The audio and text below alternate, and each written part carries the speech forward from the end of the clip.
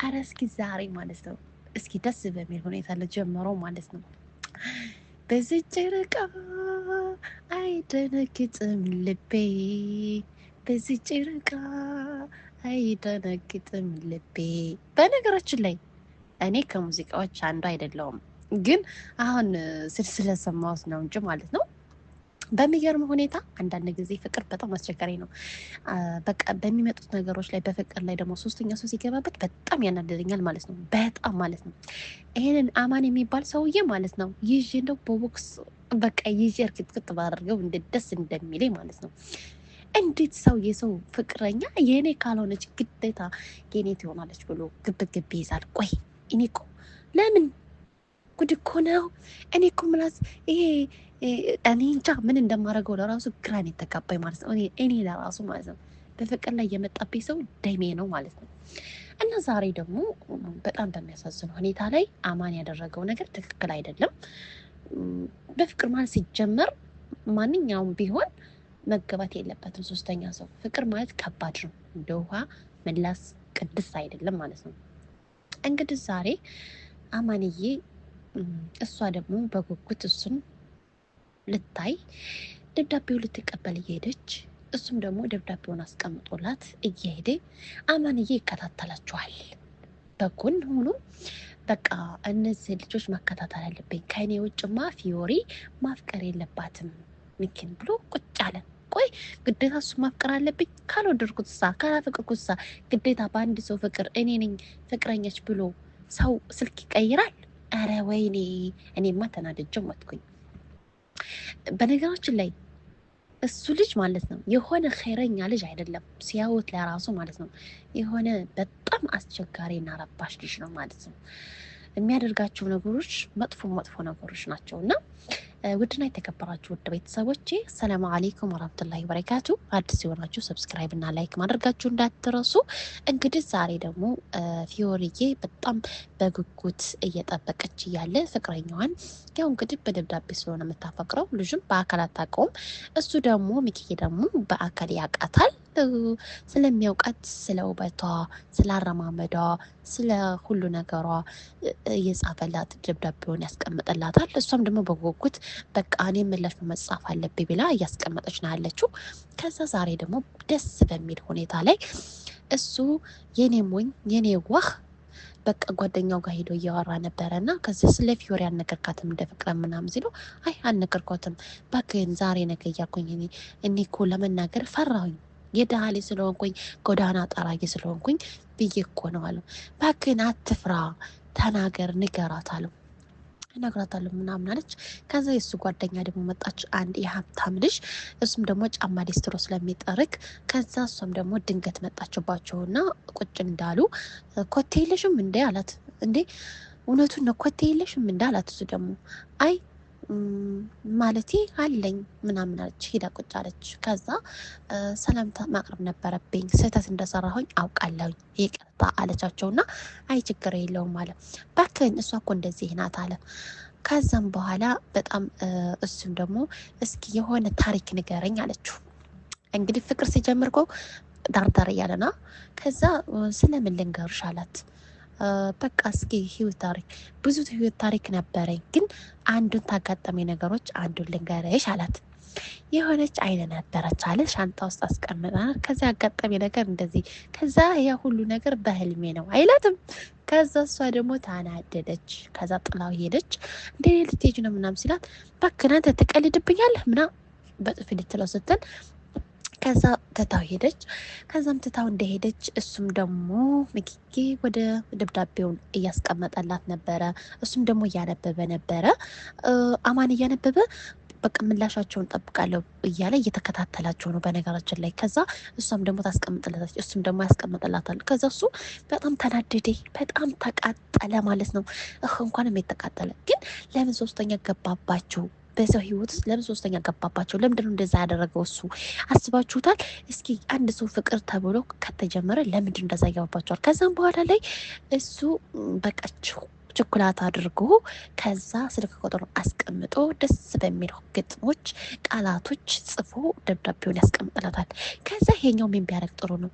አማን ስልክ ቁጥሩን ጥፍት ያደርግና የሱን ስልክ ቁጥር ድርክ ከዛ ይሄኛውን አንተን ማስወጣት አለብኝ ገጣሚውን ማስወጣት አለብኝ ስለዚህ እኔ ነኝ መሆን ያለብኝ ብሎ የሱን ስልክ ቁጥር ሰጣ እሷም ደግሞ በጉጉት እየሄደች እየጠበቀች እያለ ዛሬ ደግሞ ሁለት ነው እንዳያስቀምጠው ምናምን ብላ ደብዳቤውን አንብባ በቃ ስለዘገየሁበት ነው አይደለ ብላ ተነስታ ሄደች ከዛም በኋላ ላይ መጣች ከዛ ገጣሚ ደግሞ አስቀምጦላት ሾኮላታ እንደገና ደግሞ ስልክ ቁጥር ጽፎላት ደወለች ብትደውል የት ነው አማን ጋር አማንዬ ደግሞ ቀብረር አላላነሳም ብሎ ማሰብ ለምን እስቲ ቆይ ምን አቀያየረው የሰው ስልክ ቁጥር ምን አቀያየረው በፍቅር ላይ ለምን ይቀየራል ከዛም በኋላ ላይ እሱም ደግሞ ቀብረር አለ እንደ ስልክ ቁጥር አስቀምጦልኛል እንደነለዋወጥ ብሎኛል እንዴ ለምንድን ነው የማይነሳው አለች ከዛ እንደገና በቃ አሁን መለሰች ከዛ አልደውልም ማለት ከዛ በመንገድ ላይ እየሄደች እያለ እሱ ቡና ቤት ገብቶ ቡናውን እየጠጣ ደወለላት ፊዮሪዬ በቃ አቀመጣጣላት እሷም ደግሞ ገጣሚው ነው ብላ በቃ እኔ እኮ እንዴት እንደምወድህ እኔ የምፈልገው በአካል አግኝቼ ከዚህ የበለጠ ነገሮች ማውራት መናገር ነው የምፈልገው እንዴት እንደናፈቀኝ ልነገር አልችልም እሷው ብዙ ነገር ይጠብቀናል አይላትም እስኪ ቆይ እኔ የምለው ቆይ እንዴት የሰው ፍቅረኛ እሱ እኔ ነኝ ብሎ እኔ ነኝ የምገጥምልሽ ገጥሙን እኔ ነኝ የምጽፍልሽ ብሎ እሱ ተቀብሎ በሰው ግጥም እንደዛ አይነት ወሬ ያወራል አረ ወይኔ ወንዶች አረ ወይኔ ወንዶች ግን እኮ ከሴቶችም እኮ መጥፎ ሴቶችም እንዳሉ እንዳትረሱ ምክንያቱም እኛም ሴቶች ስንባል አንዳንድ ጊዜ ምስጥ እንሰራለን ወንዶች ብቻ አይደሉም ግን በፍቅር ላይ ደግሞ የወንድ ብሳል አሁን ከዛ በኋላ እሷም ደግሞ በቃ እንዳገኝህ ምናምን በቃ ናፍቀኸኛል ደግሞም ገጣሚ አለችው እንዴት እንደናፈከኝ ልነግርህ አልችልም ደግሞ እንዴት እንደምወድህ አታውቅም እኔም እኮ ወድሻለሁ ፊዮሪ አይናትማ ማኔ ጉድ እኮ ነው ኧረ ወይኔ እኔማ ማለት ነው ከዛ በኋላ እሺ በቃ እንገናኛለን በቅርብ እንገናኛለን አላት ከዛ እሺ እኔም ያንን ቀን እጠብቃለሁኝ አለችው ከዛም በኋላ ላይ ተዘጋጋ ስልኩን ከዛ ገጣሚው ጋር ይደውልና ስልክ ቁጥሩን ስለወሰደ እንዴ አንዳንድ ጊዜ ድህነት ማለት እኮ እንደዚህ ነው ማለት ነው በጣም ያናድዳል ሀቂቃን ወይኔ ድሃ ለመሆን አንዳንድ ጊዜ ደግሞ ድህነት ሰርተህ ለመለወጥ ምሳሌ እኛ ስደተኞች ነው የመጣነው ስደት የመጣነው ሰርተን ለመለወጥ ነው ከሀገራችን የምንሰራው ስላጣን ስደት ደግሞ መተን ሽንት ቤት እናጥባለን በረንዳ እናጥባለን መኪና እናጥባለን የልጅ ፓምፐርስ እንቀይራለን እንደዛ ሰርተን ለመለወጥ ነው አይደለ ከዛ ይሄም ደግሞ አፍቃሪው ደብዳቤ ገጣሚው እሷ የሀብታም ልጅ ስለሆነች እሱ ደግሞ የድሃ ልጅ ስለሆነ ፍቅሩን ለመናገር ፈራ ከዛ እሱም ደግሞ ለሰርቼ ለመቀየር ብሎ ጎዳና እየጠረገ እያለ እሷን የሚያታል ሁሉ ጊዜ እሷ አታውቀውም እሱ ያውቃታል ከዛም በኋላ እንደዛ እያደረገ ስለነበረ አማንዬ የሱን ቁጥር ስለወሰደ ሾኮላታው ጋር አድርጎ ስላስቀመጠ ፊዮሪ ትደውልልኛለች ብሎ ፍቅረኛዬ ከዛ አማንዬ ወስዶ ይደውልላታል ከዛ ሲደውልለት ገጣሚው ደህና ነህ እንዴት ነህ ወንድም አላወኩም ይቅርታ አለው አይ እንዳንተ አይነት ወንድም እኔ የለኝም አለ አማን ማለት ነው ለምንድን ነው አንድ ሰው ድሃ አይወደድም ማለት ነው ድሃ ሰርቶ አይለወጥም ማለት ነው እሱም እኮ ሰርቶ ለፍቶ ወይም ቤተሰቦቹ ደግሞ ለፍተው ሰርተው ነው የተለወጡት አይደለ ከዛም በኋላ ላይ እንዴ ምን ነው ወንድም ይቅርታ አላወቅኩም አሁንም አለው አረባክንስ አንተ የሆንክ ቆሻሻ የሆንክ አመዳም የሆንክ ምናምን እንዴ ስድቡን ገጠመበት ስድብ እንዴ ቆይ ምን አሰዳድበው ቆይ የመጣበት አላማ ካለው ያንን አላማውን ተናግሮ አይሄድም እንዴት ይሳደባል በነገራችን ላይ እኔ የሚሳደብ ሰው እንደ ውርደት አድርጌ ነው ማየው እንጂ ልክ እንደ ልዕልትነት አይቼ ወይም እንደ ክብር አይቼ አይደለም ማየው አንድ ሰው ሲሰድብ ወይንም ደግሞ ከኔ በላይ ሰው የለም ብሎ ካየሁኝ እኔ እርግጥቅጥ ነው ማደርጋቸው ለምን ማን ከማን ያንሳል ሁሉም ሰርቶ ነው ሁሉም ለፍቶ ነው ሁሉም ላቡን ጠፍ አድርጎ ነው የሚያመጣው አይደለ ስለዚህ እንደዛ ነው ማደርጋቸው ማለት ነው ከዛም በኋላ አማን ተሳደበ ልንገርህ አለው ከፊዮሪ ጋር ያለህን ነገር ታቆማለህ አለው እንዴ አንተ ማን ስለሆንክ ነው አንተ ማንም ሊሆን ማንም እንዳንተ አይነት ወንድ ፊዮሪን አትፈልግም እንዴ አንተ ማን ስለሆንክ ነው እንደዚህ ብለህ የምትናገረው ልንገርህ አለው እኔ ለሷ ህይወቴንም ሆነ ሞቴንም እመርጣለሁ አለው እሱ ደግሞ እንዴ አንተ በቃ እንደዛ ብሎ ሲናገር በጣም ተናደደ እሱም ደግሞ ለፍቅር ስል ሞቴን እመርጣለሁኝ እንጂ ፊዮሪን የፈለገ ነገር ቢሆን አልተዋትም ማለት እውነቱን ነው። ለምን ይተዋታል? ፍቅር እኮ ነው እንዴ።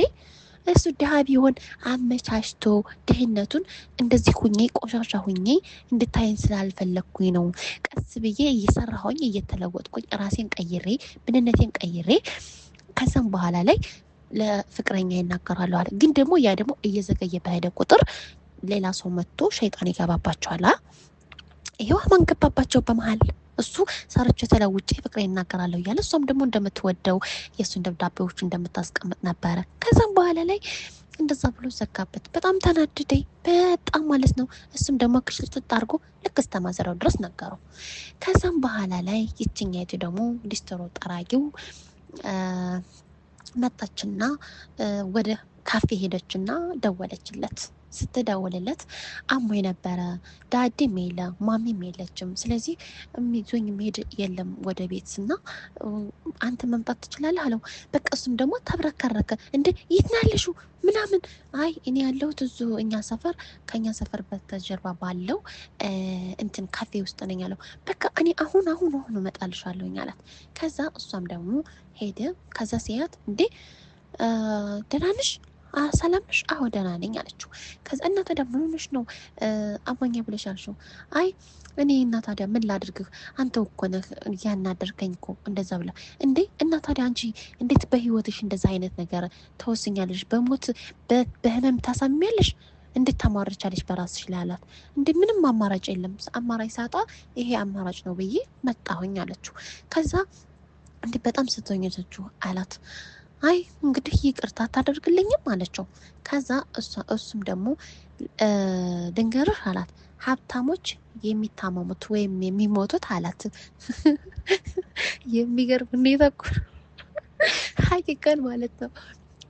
ሀብታሞች የሚሞቱት ወይንም ደግሞ የሚታመሙት አላት ወይ መኪና አደጋ ወይ ደግሞ ምንድን ነው አላት። በቃ የሆነ ነገር እንደዛ አላት። እንደዛ ካልሆነ ፍቅር ሀብታሞች ጭራሽም አይታመሙም። እንደገና ደግሞ ምንም ነገር ችግር ለራሱ አያጋጥማቸውም። ችግር ለራሱ አያጋጥማቸውም ሁሉ ነገር ስላላቸው አለ። እሱ ደግሞ የሀብታም ልጅ ነህ አትበለኝ እያለች ትናገራለች። እና እንደዛ አይነት ነገር እሱ አትፈልግም። የሀብታም ልጅ ነሽ እንድላት አትፈልግም። ከዛ እንዴት እንደዚህ ትላለህ አንተ? ቆይ ስንት ጊዜ ነው የምነግርህ እኔ እንደዛ አትበለኝ እያልኩ አይደል እንዳለችው። ከዛ በቃ አንቺ እንደዚህ ትቀልጃለሽ አይደል? እንዴት እንደዚህ ትቀልጃለሽ በህይወትሽ ላይ ምናምን ብሎ ከዛ ምንም ማረስ ለሌ እንደዛ መጣልኝ። እንዴት እኔ እንደዛ አትበለኝ ሀብታም ልጅ ብላ አትበለኝ አለችውና ከዛ ተጣሉ። ከዛ ውሃውን ብርጭቆውን አንስታ እንደው ሰውነቱ ላይ እርጭት ታደረገችው። በጣም ደነገጠ። እንዴ እንደዚህ ታደርጊያለሽ? በቃ የራስ ጉዳይ ብላ ጥላው ሄደች። ከዛ ከሚኪ ጋር ተገናኙና ጫማ ጠራጊውና ፍቅረኛው ግጣሚው ተገናኙ። ከዛ በኋላ ሁለታቸው የሆነ እንግሊዘኛ ቋንቋ ተናገረ። እንዴ አንተ ደግሞ ቆይ እኔ ሽሮ የማልበላ ሰውዬ አለ። ያሳቀኝ እኮ ምን እንደው ታውቃላችሁ? አነጋገሩ በቃ ስሬ አንድ ነገር ስንወስንም ሆነ ስናደርግ ግልጸኝነት መሆን ጥሩ ነው ማለት ነው። ከዛ አንተ ደግሞ ነገ እንደዚህ መልስ ቢሉኝ እኔ እማልመልስ ልጅ አሁን እንግሊዘኛ ጋር ታደርቀኛለህ አለው። ጫማ ጠራጊው ማለት ነው።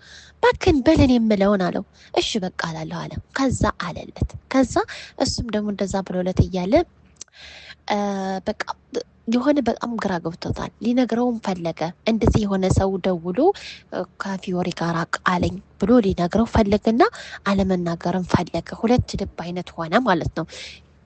ምክንያቱም አንዳንድ ጊዜ ነፍስያችን የሆነ አንድ ጓደኛ ስናገኝ ንጹህ ጓደኛ ስናገኝ የሆነ የምናካፍለው ወሬ ያለ አይደለ?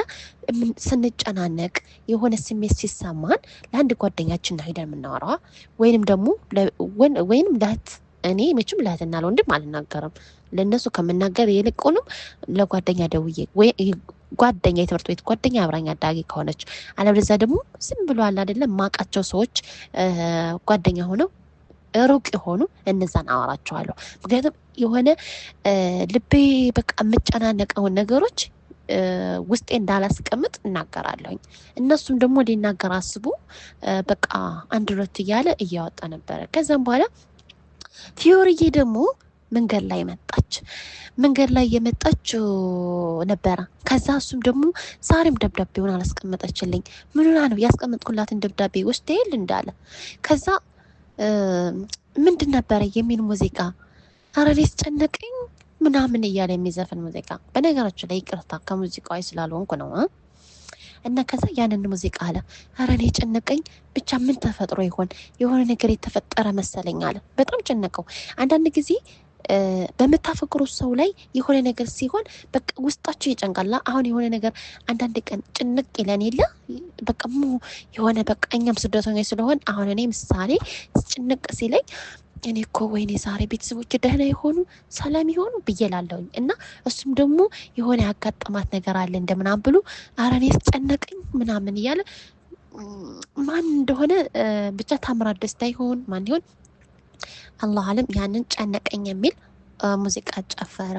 ከዛም በኋላ እሷም ደግሞ በመንገድ ላይ እየመጣች እያለ ጫማ ተገነጠለባት። ከዛም በኋላ ጫማ እየተገጠለባት አሁን እዚህ ላይ ስደርስ እንድባል ልደርስ ስለ ቤት የተገነጠልብኛለህ ብላለች። ከዛም በኋላ ላይ ያንን ጫማ ወይኔ አባቴ ምን አባቴ ላድርግ ምናምን ብላ እየሄደች እያለ ስታይ ጫማ ሊስትሮ ጠራጊ አለ።